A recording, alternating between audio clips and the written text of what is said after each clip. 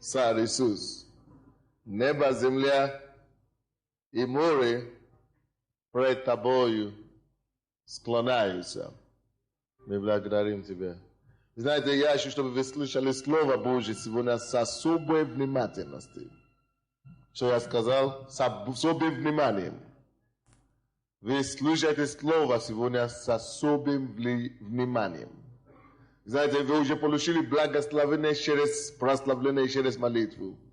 Но есть особое Слово и особое благословение,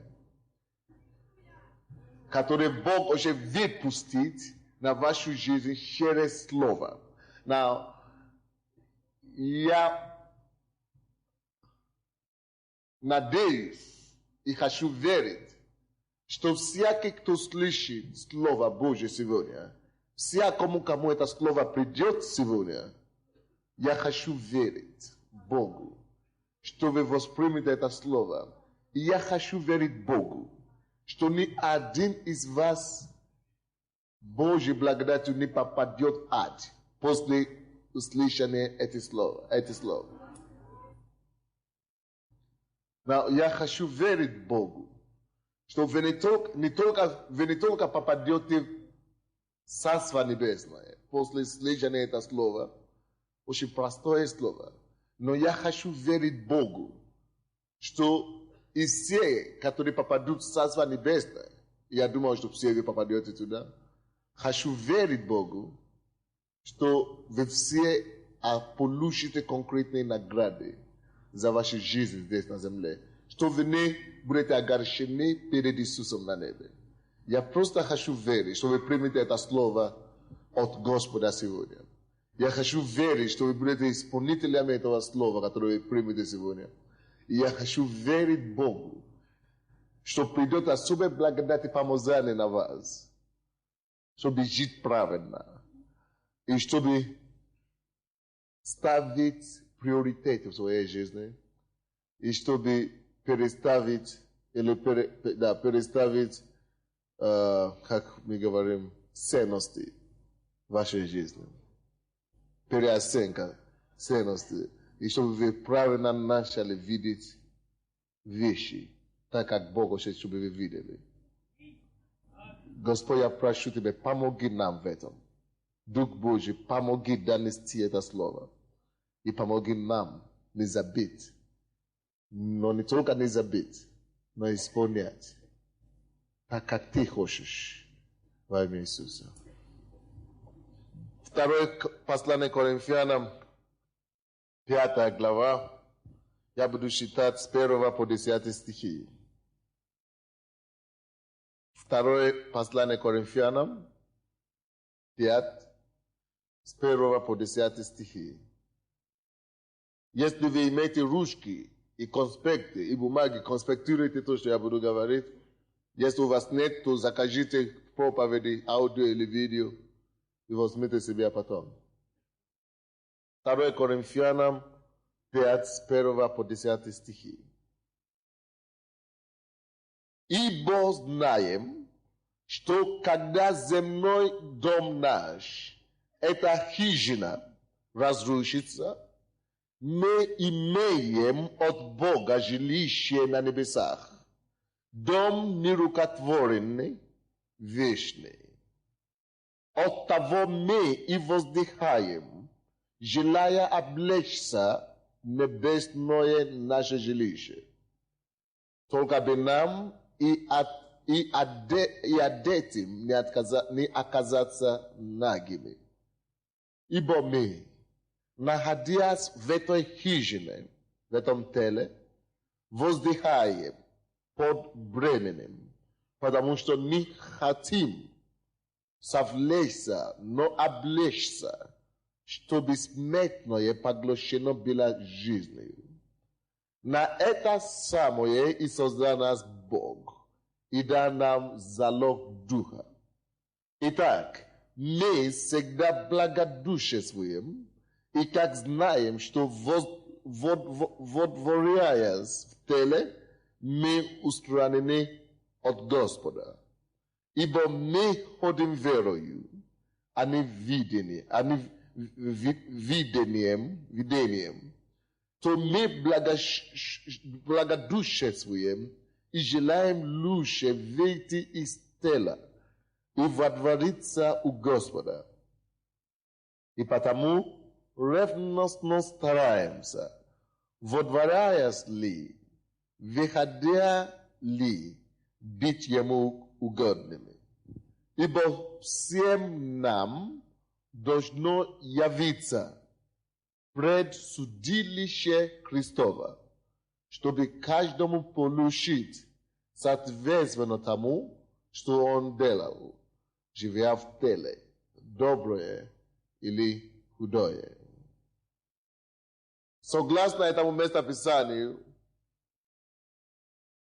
Павел говорит нам, что у нас есть два дома. И Павел называет один дом, тема моей проповеди сегодня это два дома. Два дома. Ибо знаем, Павел называет один дом земной наш дом.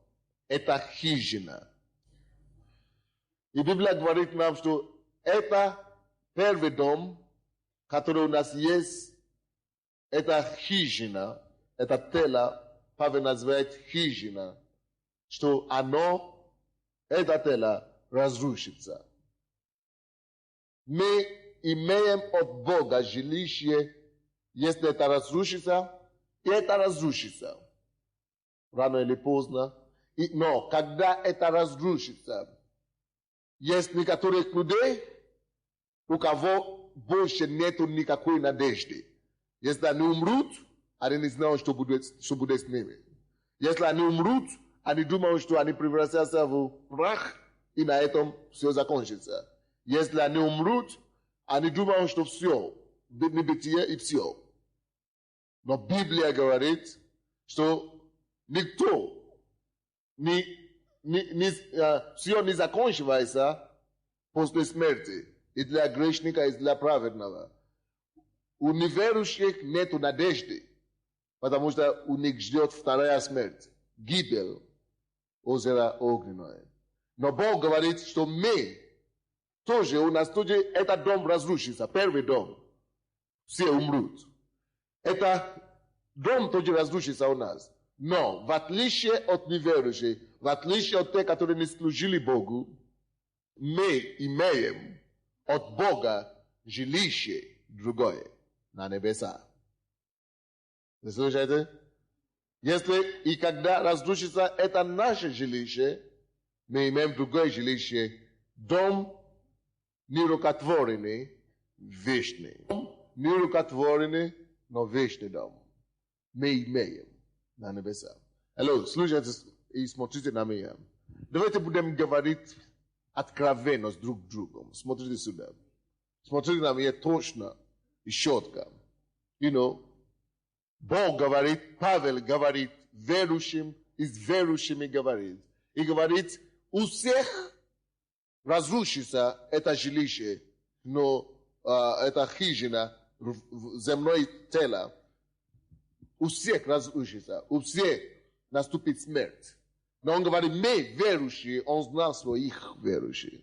Павел знал своих верующих. И говорит им, если у нас разрушится эта хижина, то мы имеем другой дом, нерукотворенный на небесах. Теперь вопрос у меня к вам. Не дай Бог, если это произойдет сегодня. Скажем, это не произойдет сегодня и не произойдет завтра. Но никто не застрахован от нас, от смерти. Правда? Из нас от смерти.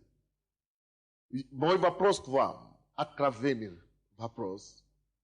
Как пастор, я должен знать свою паству. Павел знал своих людей и говорит, что мы имеем. Но я хочу задать вам такой вопрос сегодня. Уверен ли ты, что если наступит смерть в твою жизнь сегодня, если разрушится эта хижина, уверен ли ты, что ты живешь правильно, достаточно, ходишь Богом, чтобы заявить о том, что было заявлено здесь? Что мы имеем дом Imesh li te dom na nebesa. Prosta zaduma this. Imesh li te. U very little abet. You know, te moje gawari ami. Prosta tak. Automaticians kat vet. No, very little. So kak Pavel. Tis mesh to dom kako ita ajidai te bia. U very little. So yes, dom niru katvorene, katore susam pastroil, lia te bia potwoin imenim na nebi. Ilite kaksie katore vne serkwi, kaksie katore nihodia v serkov, kaksie katore niznal, shota prezadio naveno, shota braveno bude, ili shota vavshe nishivo ni bude. Ili boje bite takoi, ite hodi v serkov. Hello? Ja prashu vas vai mie Isus, vot, ja staju na kalem. Este te hodish v serkov, suda but imeta garantiu.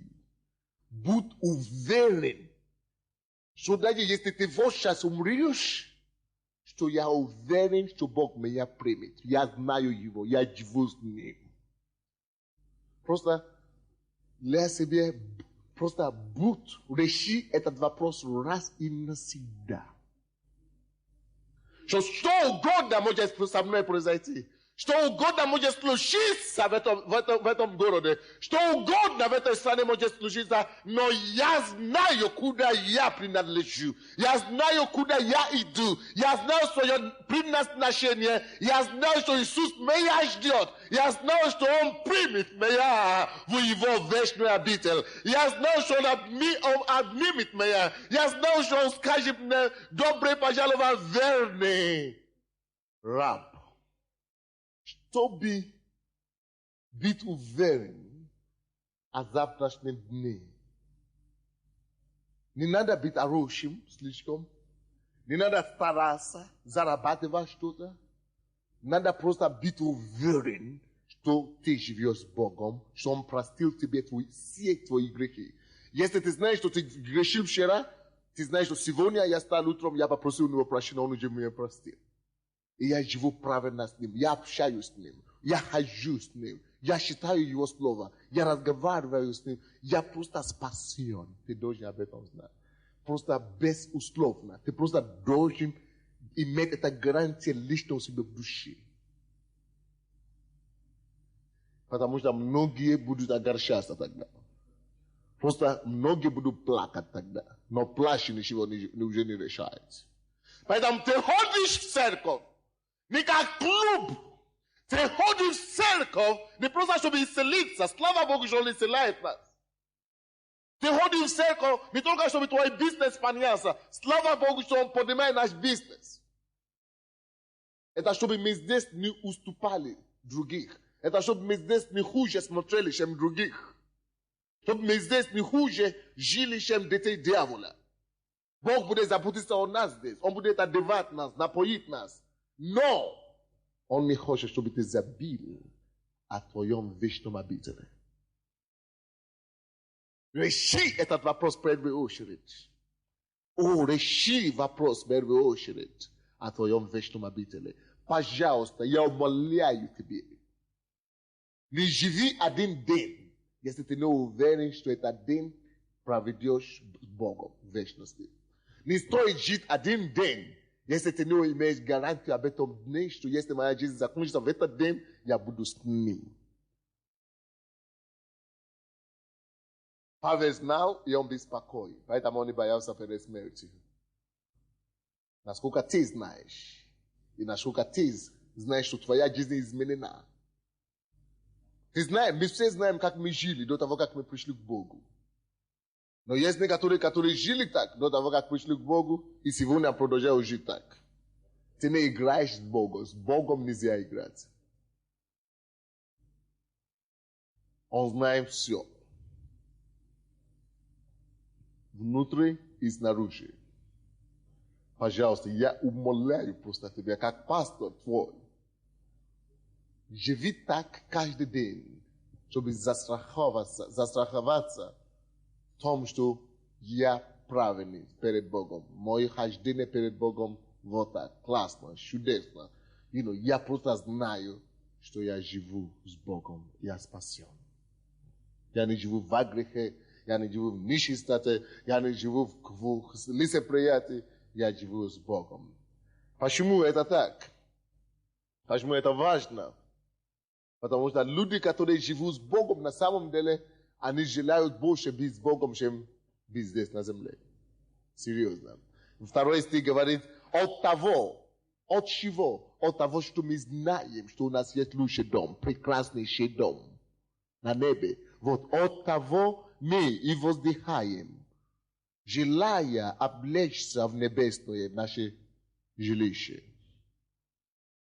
Только бы нам и одетым не оказаться нагими. Видите, будут многие, слышите сюда, которые думают, что они одеты, но окажутся нагими.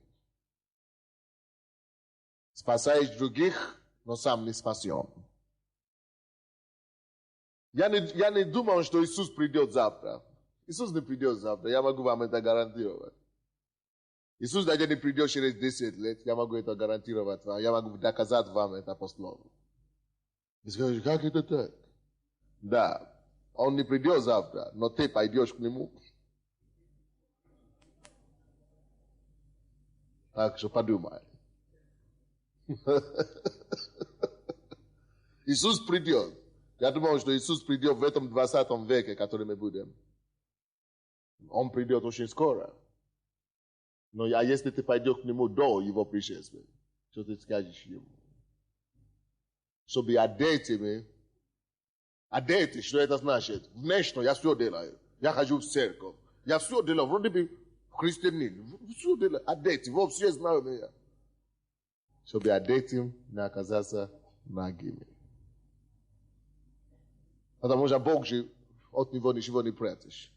Ничего не удастся это самое запратить. Он все знает. Чтобы одетыми не оказаться нагими. Так, 4 стих. Ибо мы, находясь в этой хижине, воздыхаем под бременем, потому что не хотим совлечься, но облечься, чтобы смертное поглощено было жизнью. Давайте я вам расскажу что-то, и это тоже интересно будет вам, которое вы знаете хорошо. Братья и сестры, любой человек имеет 3 части, составные части. Ты не просто кто-нибудь приходите, иди сюда, иди сюда. Ты не просто тело, как тебя зовут? Игорь. Ты не просто Игорь, вот одно мясо так. Ты не просто, слушай, ты то же самое. Краситься как хочешь. Одевайся как хочешь. Галстуки купить на $1000, костюм на $100,000. Сделай все красиво, грандиозно. Я по телевизору видел, делали призы, что-то подарили. По кино, театр или что-то. Оскар, да. Но это не, пускай они сделают как хочешь, накрасься как хочешь. Но ты, настоящий Игорь, это не то, что вы видите. Это факт. Потому что настоящий Игорь, это есть Игорь, который внутри. Вот, он внутри. Многие из вас, вы видите его, но вы его не знаете. Как это? Что значит, вы не знаете его? Потому что вы никогда не общались с ним. Вы не знали Игоря. Вы видите его, и вы говорите, я его не знаю. Да, я вижу его, но я вижу человека, но я не знаю Игоря. Чтобы знать Игоря, надо общаться с ним, надо разговаривать с ним. Как тебя зовут? Чтобы, даже то, что вы уже знаете, что его зовут Игорь, это еще не знаете, это еще не обозначает, что вы знаете его. Чтобы знать его, надо общаться с ним. Вот его мама, его родители знают его друзья его знают, но вы его не знаете пока. Хотя вы знаете, как его зовут. Как это не знаете его? Кого я имею в виду, когда я говорю его? Я говорю того, настоящего Игоря, который внутри. А кого тогда я вижу сейчас? На кого я смотрю сейчас? Вот сейчас я смотрю на внешняя хижина, вот, о котором речь идет. На хижина, вот, это есть хижина его, где Игорь живет. Это есть как бы дом, вот дом, где он живет. А он, Игорь, по-настоящему, на самом деле, он выглядит именно такой же. Вот, твой настоящий человек формулирует твой вид, твой дом. Но ты не вид, ты не дом, ты внутри. Вот Игорь может быть такой же под виду внутри, но он внутри. Но отличие заключается в том, что если вы видите меня так, темный такой, да? Может быть внутри я не вовсе не темный. Может быть, да. То есть, что это значит? Настоящий Игорь внутри. Настоящий Sunday внутри живет. Вот многие из вас, когда вы видели меня по телевизору или где-то, говорят, негр какой-то. Вот для вас внешне восприятие такое, что это только негр очередной. Ну, только негр и все. Но когда вы приходите в церковь, вы начинаете слышать меня, вы общаетесь со мной, и вы начинаете меня знать. Я знал своего пастора, вы начинаете говорить о нем. Что это такое? Вы уже не видите негра, вы уже видите Сандея. Вы видите разницу? То есть то, что вы видите внешнее, это всего лишь дом, где ты живешь. Поэтому многие часто ошибаются, они одевают это внешнее. Качаются, вот как раз, молодец. Да, качаются, месси развивают.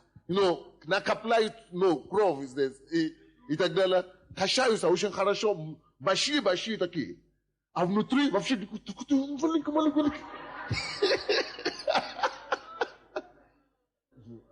Вот. То же самое с женщинами. Я найду какого-то. Какую-то, вернее. Накрашенную полностью такая. И полностью одетая такая. Вот. Женщины то же самое. Одетая.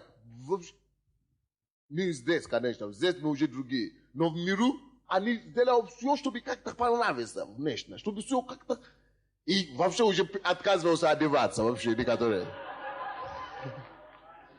Только чтобы как-то... Да.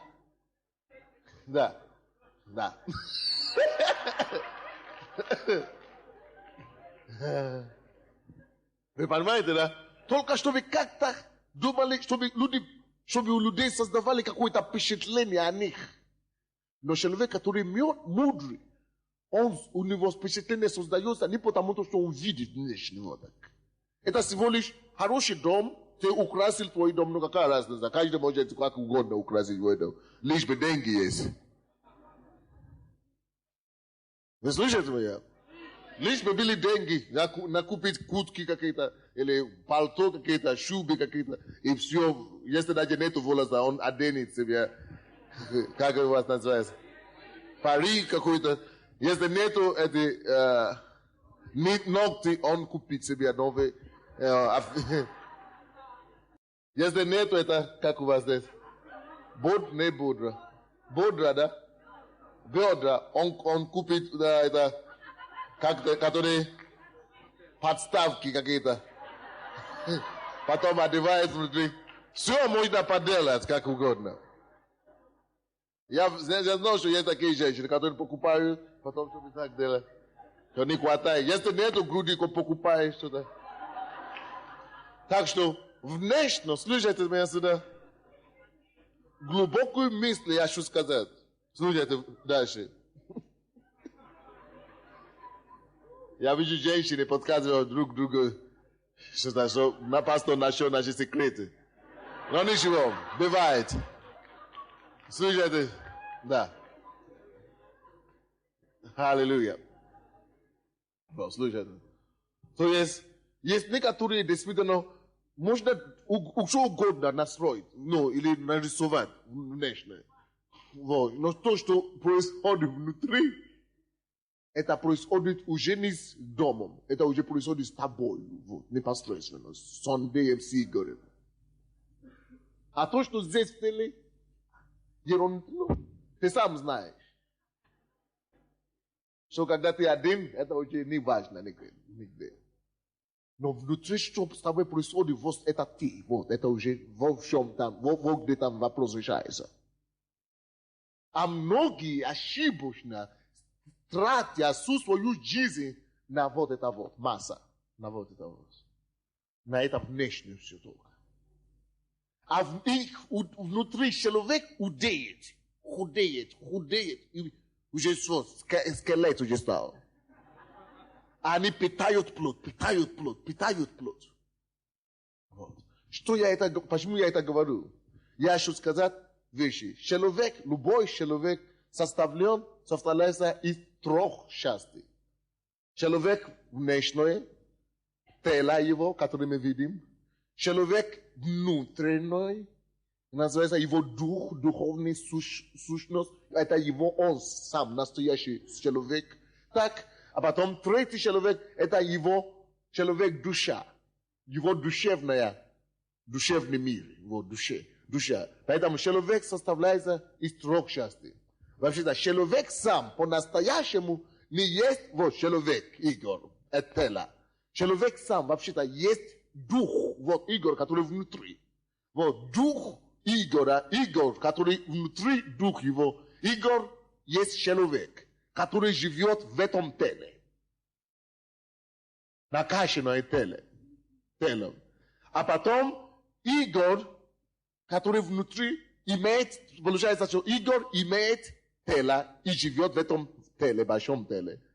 А Игорь тоже не только имеет тело, Игорь также имеет голова, интеллект какой-то. Он закончил какое-то образование, какой-то институт какой-то, образование какое-то имеет, общается как-то. Его, что такое душа теперь? Это три составные части. Человек настоящий, это его, вот, он сам. Вы уже поняли это. Человек тело, это там, где он живет. А человек душа, что такое его душевные части человека? Это его эмоция, как мы выражаем наши чувства. Так? Это его чувства, которые у него есть внутри, подкрытые внутри. И его воля, ум, интеллект. Все это по душе. Вы слушайте меня внимательно. Человек может быть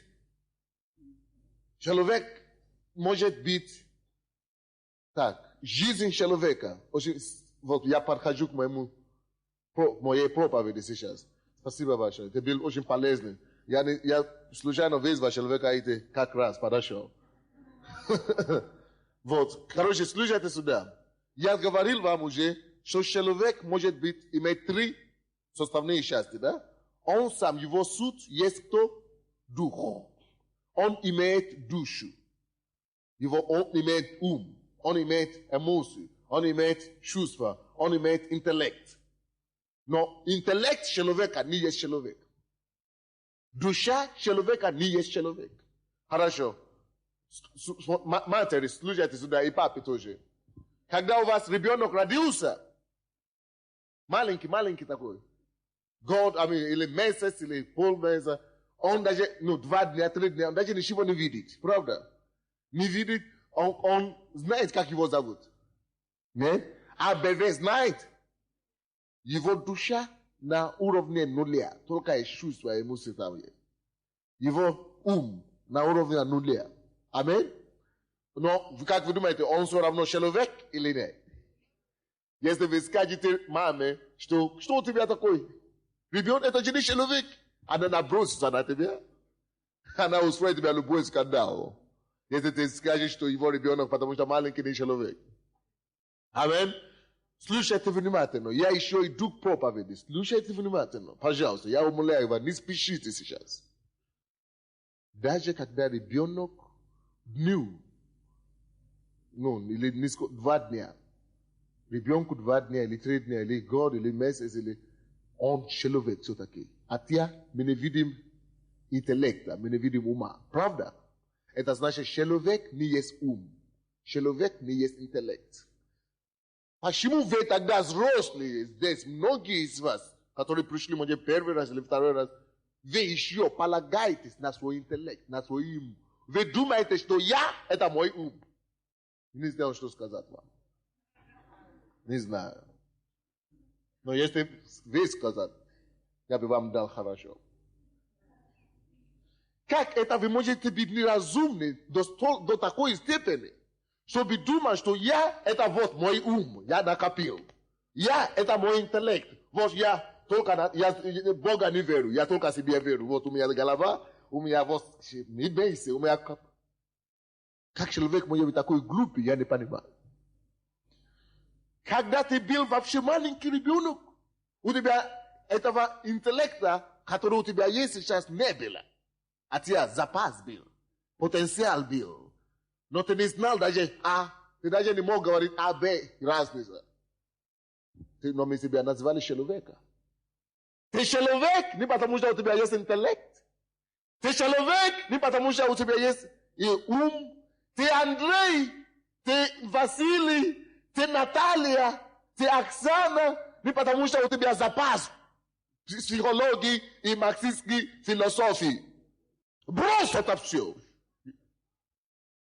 Маск и Ленин накачал, и он говорит, ты такой, я такой. Или физик какой-то, или имя какая-то накопил сюда, и уже говорит, ой, я такой, я академик. Ну что ты академик? Слава Богу, что ты накопил знания. Но академия и знания, которые у тебя там, это не ты. Ты был там, прежде чем ум пришел. Ты был там, прежде чем интеллект пришел. Вы слушаете меня?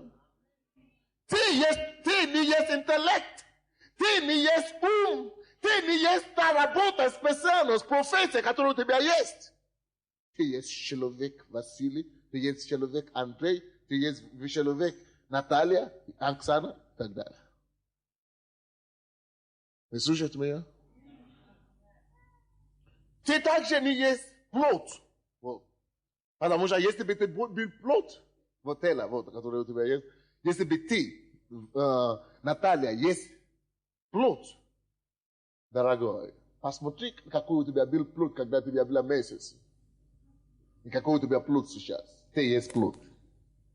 Ты мог бы выйти на улицу, когда в таком плоте, когда у тебя месяц, и гордиться, что вот я есть такая. Ты даже не осознала, что у тебя была такая плод вообще. Ты даже не знала, что ты существовала в это время вообще. Но слава Богу, конечно, время прошло, ты выросла, груди появились, все остальное появилось, и ты уже начала говорить, вот я есть плод Наташа, вот я есть плод Андрея, вот я есть плод такой. Но брось это все. Ты есть тот, который был изначальный. Ты дух, ты родился такой ты еще есть. Тело добавляется, растет. Ум приобретаешь, когда ты учишься и так далее. Но ты есть то, что Бог изначально дышал, дух, который в тебе, дыхание жизни. Вот кто ты есть.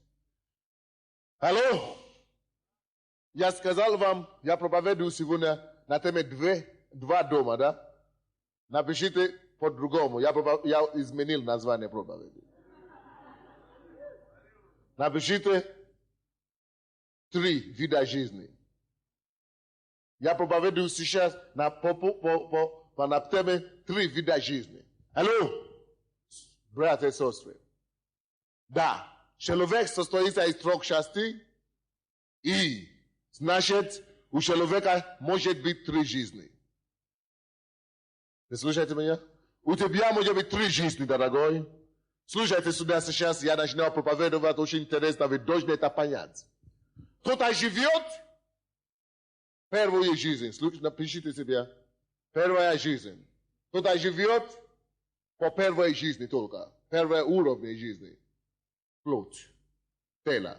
Кто-то живет плоскую жизнь. Что такое плоть? Что такое плоская жизнь? Плоская жизнь – это когда человек живет и упирается полностью на его плоть или на ее плоть. Он живет, чтобы наслаждаться, чтобы есть, чтобы пить, чтобы наслаждаться жизнью. Вот первая жизнь, плоская жизнь. Многие живут в этом мире, в этом поколении, в этот час, которые живут первой жизнью. Первая жизнь неизбежно кончается прахом. Прах ты, человек, из праха ты взят, и прах внес ты. Вы слушаете меня? Первый человек, из праха ты взят, прах внес. Тело сделано из праха. Библия говорит нам, что это тело, плоская жизнь, внес куда? Прах.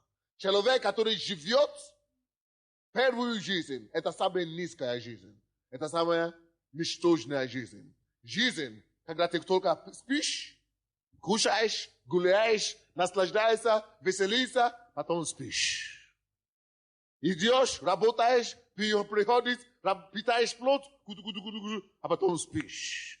Так, спишь, кушаешь, гуляешь, веселишься, спишь, гуляешь, веселишься и могил. Все, однажды тебя не стало. Для чего он жил для себя. Ноль. О, страшное дело. Не дай Бог, чтобы ты так жил. Слушайте меня? Не дай Бог, чтобы ты так жил. Не дай Бог, чтобы твоя жизнь вот так закончилась. Не дай Бог! Не дай Бог! Не дай Бог! Но многие из вас до сегодняшнего дня не жили вот так. Жили самую низкую жизнь, плоскую жизнь. Напитаться, нагреться, одеваться, смотреть хорошо, спать, встать, и то же самое. Рутина однажды, один то же самое. Работаешь, приходишь с работы, спишь и уходишь. Эй, дорогой, вернись, остановись! Есть более качество в твоей жизни. О, остановись! Есть жизнь в смысле. Остановись! Потому что такая жизнь ведет массовую гибель. Библия говорит, то сеет плод, сжимает, пожинает тлено. Если ты будешь сеять плод, ты сеешь ад. Материальная жизнь. Только наслаждаться, пить, есть, кушать, гулять, приходит. Так, пустота. Потом тело стареет, расстройство приходит. Потом косметики уже не прикрывают все то, что прах уже, я вернусь прах уже прах зовет. Уже все. То было интересно в молодости, уже не интересно. Молодые, слышите во имя Иисуса, не тратите ваши годы на пустоту, не тратите ваши годы на плут, на нищенскую жизнь. О, задумайся вовремя, начни жить по-настоящему вовремя. Три вида жизни. Первая. Кушай, пей, спи, гуляй, наслаждайся, спать, спать, гулять, и старость приходит, и могила. Потом суд, страшный суд, ад. Навечно. Но есть вторая жизнь. Есть вторая жизнь, братья. Есть вторая жизнь, которая чуть-чуть лучше, чем первую жизнь. Душевная жизнь. Что такое душевная жизнь? Душевная жизнь – это жизнь, когда ты живешь все энергии жизненной, все опыты жизненные, ты вкладываешь на развитие твоего интеллекта, на работу. Твоя жизнь – это твоя работа. Твоя жизнь – это твоя профессия. Твоя жизнь – это твой твой интеллект. То, что тебе удалось приобретать твоими усилиями. Твоя жизнь – это твоя материя, это твоя богатство, это то, что ты есть. Это твой дом, это самое. Твоя жизнь – вот это вот так, который основана на душевных вещах, на душевных ценностях, на уме, на интеллекте, на работе, на профессии, на человеческие отношения. Есть слишком много людей, которые вот так живут. Они прожили всю свою жизнь только на хороших идеях, на хороших помышлениях. О, issues живота новое. Развиваю себе. Думают о чем-то великом. Они что-то полезное делают. Они лучше, чем те, которые жили первую низкую жизнь. Чтобы зарабатывать, чтобы пить, чтобы просто гулять. Эти люди лучше, душевные люди лучше. Они стараются думать умом, помогать людям. Они стараются зарабатывать через знания. Алло, дорогие мои. Но жизнь таких людей кончается как жизнь Соломона. Соломон был человек душевной. Соломон приобретал знания. Он приобретал знания. Он приобретал мудрость. И потом, в конце его жизни, он сказал, и мудрость, и знание, суета.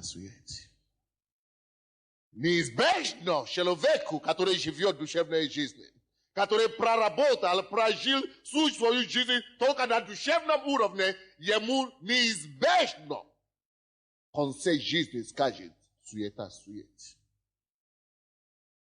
Он устанет, усталость придет, и он увидит, что суета.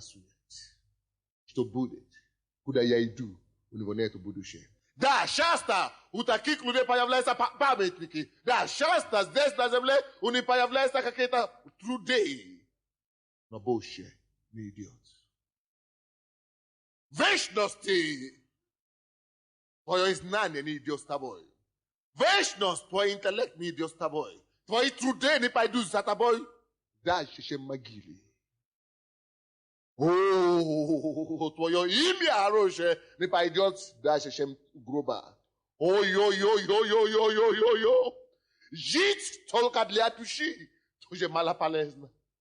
Жить только для души слишком мало, чтобы тратить всю жизнь. Чтобы тратить 70 лет, чтобы тратить 50 лет, только ради души.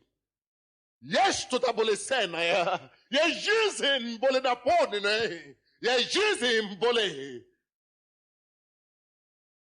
вознаграждающая. Есть жизнь понад его. Есть жизнь такая, какой Бог его создал. Есть жизнь понад не жизнь в душе. Библия говорит, все суета.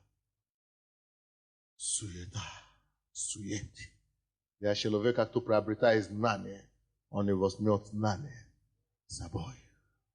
О, но дорогие мои, позвольте мне от имени Иисуса сказать вам слова его, что он сказал.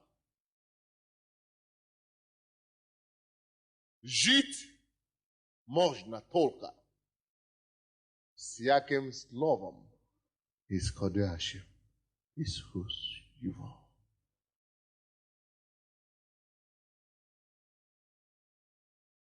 Есть третья уровень жизни. Есть третий вид жизни. Жизнь в духе.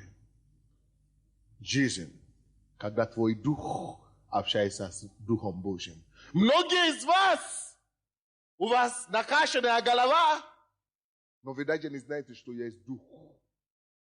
Вы даже не знаете, что есть Бог. Вот настолько накачанная голова, что даже голова никогда не может найти Бога. Но Дух находит Духа. Плоское не сообщается с духовным, но духовное сообщается с духовным. Бог есть Дух. Поклоняющийся Ему должны поклоняться Ему в Духе. Развивай твоего Духа сначала.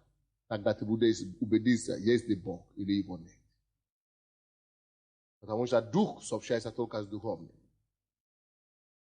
Что как можно развивать свой Дух? Накопляй себе Слово Божье. Общайся с Богом в молитве. И откуда мы знаем, какая самая выгодная жизнь? Если ты живешь ради знания, ты умрешь, твое знание не пойдет с тобой. Если ты живешь ради плоти, ты еще не умер, но твоя плоть стареет. Все свет падает в глаз. Ты уже умер, еще живая. А потом прах пойдет. Но если ты живешь ради духа, Библия говорит, прах вернется в прах, но дух вернется кому? Тому to dar его.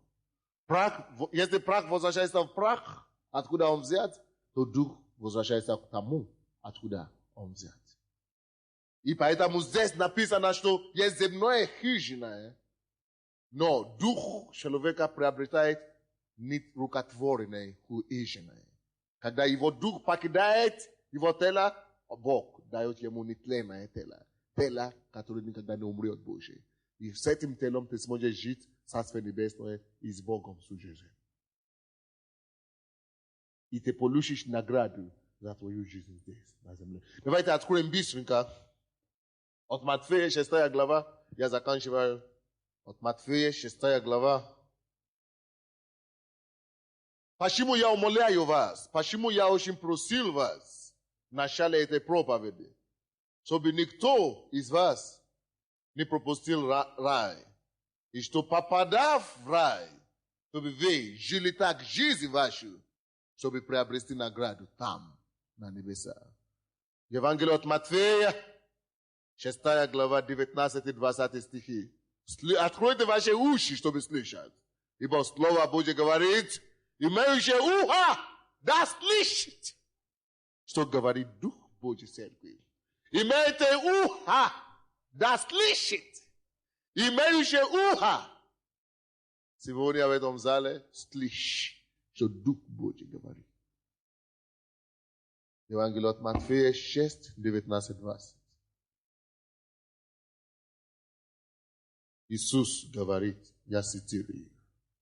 Не собирайте себе сокровищ на земле, где мол и ржа истребляют, и где воры подкапывают и крадут на земле.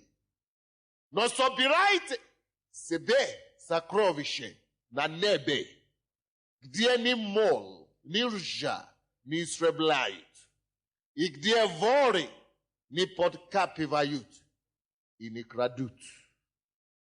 Ибо где сокровище ваше, там будет и сердце ваше. Алло, стоп. Смотрите все на меня. Какую жизнь ты живешь? Земная, она здесь закончится. Держа и мол соберет и разрушит плоскую земную жизнь. Какую жизнь ты живешь? Душевную. Воры здесь на земле похищат и украдут.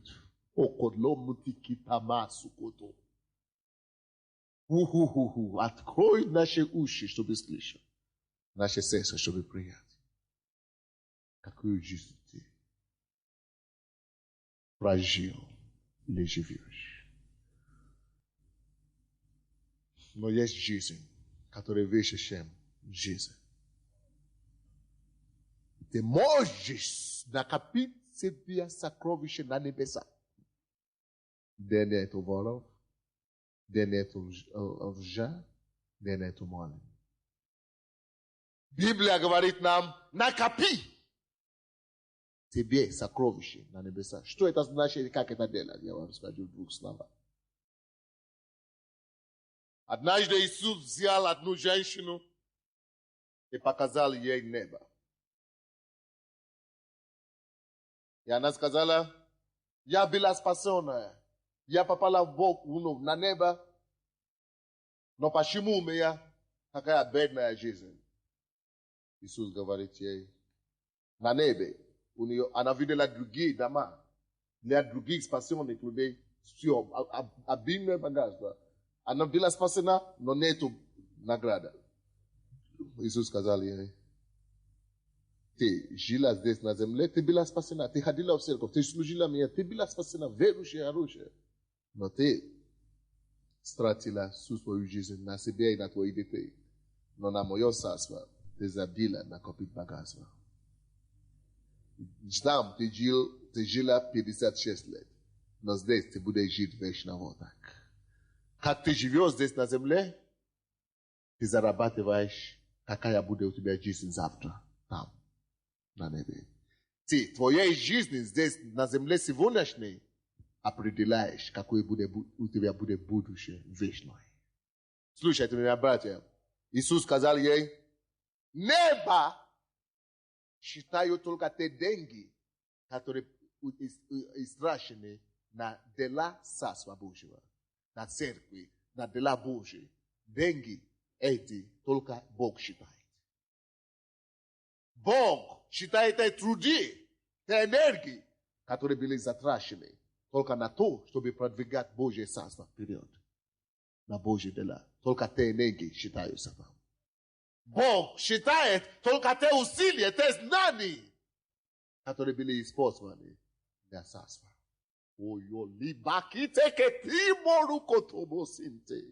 Открой нам глаза, Господь, вовремя, чтобы мы не опоздали в наше поприще. Сколько ты тратишь для неба? Сколько ты накопляешь сокровищ на завтра? Или ты вообще еще не нашли быстрее? И когда мы говорим людям, найди служение, служи Богу, делай что? Вы думаете, что это ради меня? Нет. Или ради церкви? Нет. Накопи побыстрее. Чтобы тебя не жалеть, как ты туда попадешь. Поэтому я говорил вам, я не только молюсь, чтобы никто из вас не попал в ад. Я не только молюсь, чтобы вы перестали жить низкую жизнь, плоскую. Я не только молюсь, чтобы вы жили не только умственную, душевную жизнь. Я не только молюсь, чтобы вы начали жить духовную, вещую жизнь для Бога, общаясь с Ним, изучая Его Слово и находясь в молитве. Но больше всего я молюсь, чтобы попадая на небо, чтобы вы не сожалели об этом. Чтобы у вас была чем-хвалиться. Чтобы вы могли сказать Иисусу, я привез столько людей к тебе. Чтобы вы могли сказать Иисусу, вот сколько людей по моим словам пришли к Богу. Чтобы вы могли сказать Иисусу, вот я сделал все. Я использовал свои знания. Я использовал свои энергии, свои силы для твоего царства. Господь, я пришел, сделал все, что я мог делать на земле. Делаешь ли ты все, что Бог тебя поручил? Иисус сказал, даю каждому таланты. Один взял его таланты, пошел зарабатывал. Больше талантов принес. Но другой взял его талант, спрятал. И говорит, мне когда я буду гулять, ходить, я лучше буду жить. И спрятал свой талант. Иисус взял его, ты не благодарный раб. Иди на наказание Господне, где будешь срежение зубов. Слушайте, братья мои, особенно здесь на Украине, многие из нас, мы пришли к Богу, к этому светлому пути, поздно в жизни. Многим из нас не 19 лет, не 15, даже не 30. У нас мало времени. За оставившееся время беги, чтобы получить награду. За остальное время трудись, чтобы небо отметило тебя, что ты даже если у тебя один день остается, сделай что-то для царства. Только те силы и усилия и энергии, которые потрачены на него, на небо, на Божье дело, считаются на небо. Только те деньги, затраченные ради него, считаются там.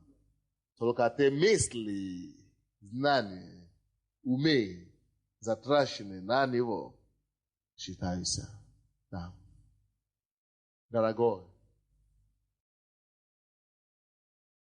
какая у тебя жизнь? Я хочу верить Богу, что ты поставишь свою жизнь в порядок сегодня. Еще одно место Писания, чтобы поставить для тех, которые еще сомневаются. Как это может быть? Есть ли что-то после смерти? Будет ли что-то? Я уверяю вас, не только есть, но будет точно.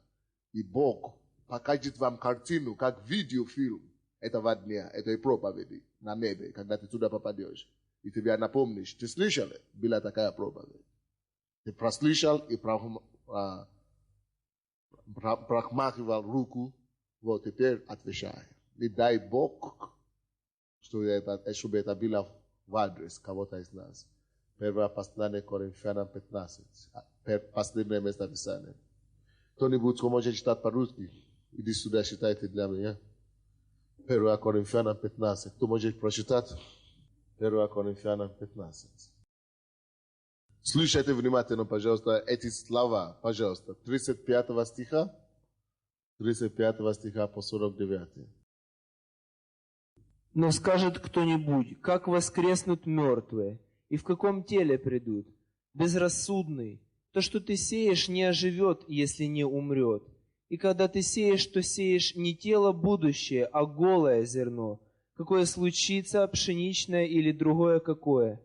Но Бог дает ему тело, как хочет, и каждому семени свое тело. Не всякая плоть такая же плоть, но иная плоть у человеков, иная плоть у скотов, иная у рыб, иная у птиц. Есть тела небесные и тела земные, но иная слава небесных, иная земных. Иная слава солнца, иная слава луны, иная звезд. И звезда от звезды разнится в силе.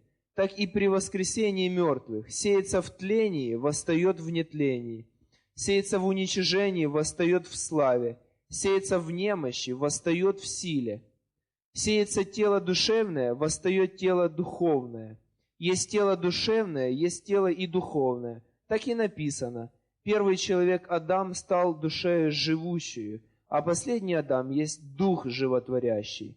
Но не духовное прежде, а душевное, потом духовное.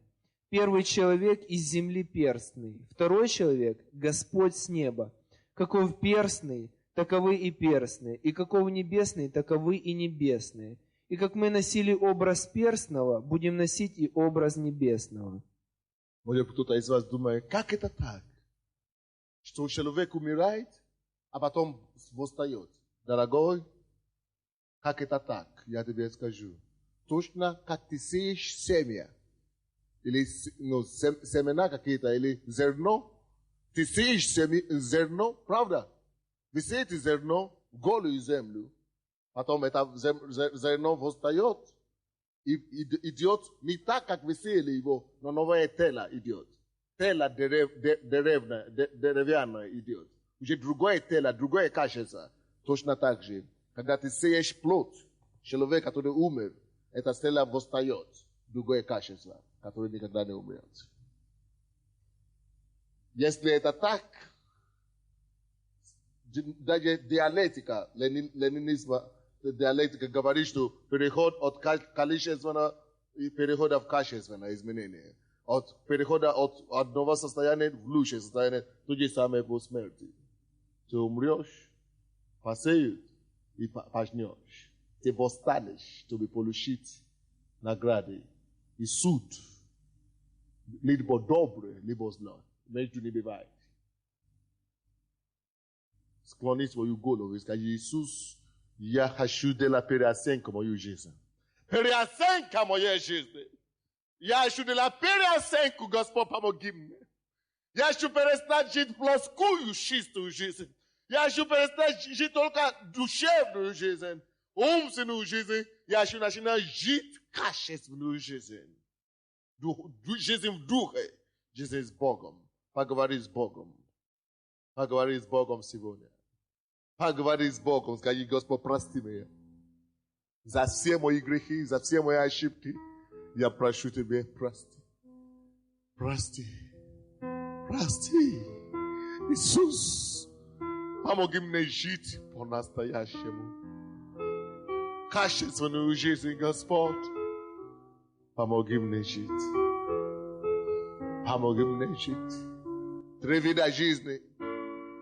Какая у тебя? Плоская, спить, проспаться. Мы закроем наши глаза все. Давайте все мы закроем наши глаза, чтобы не мешать взглядами. Какая у тебя жизнь? проспать, прогулять, пропить, поесть и умереть. В конце концов, прах вернется в прах. Не дай Бог.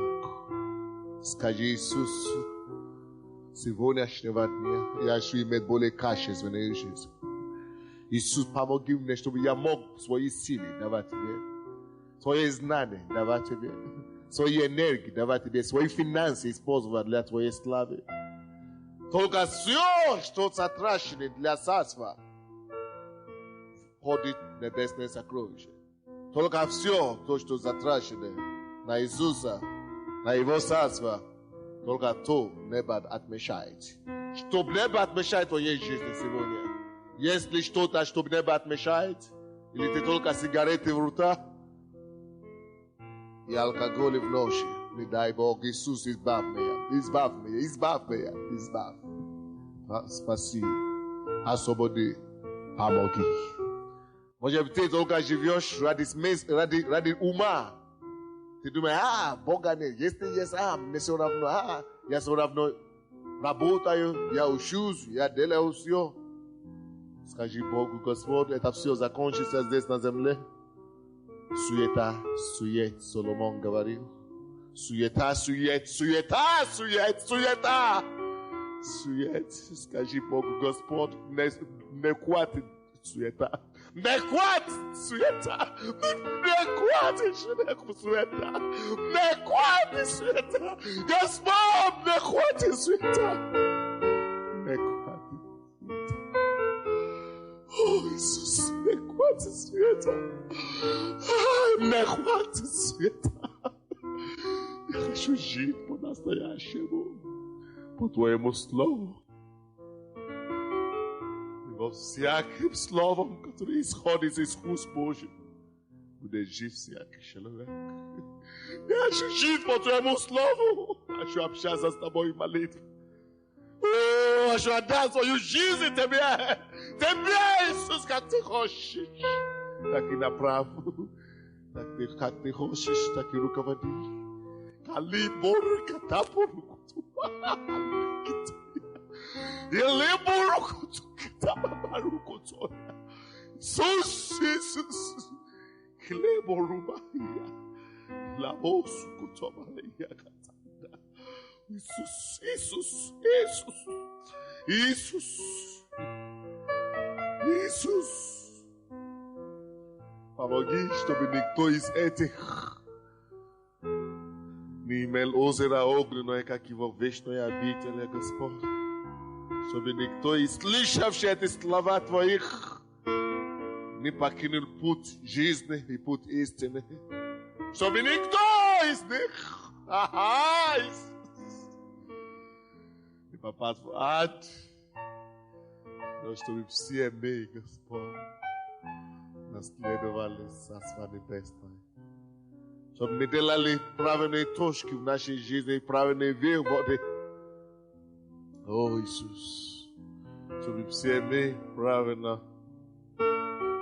поставили приоритеты в нашей жизни.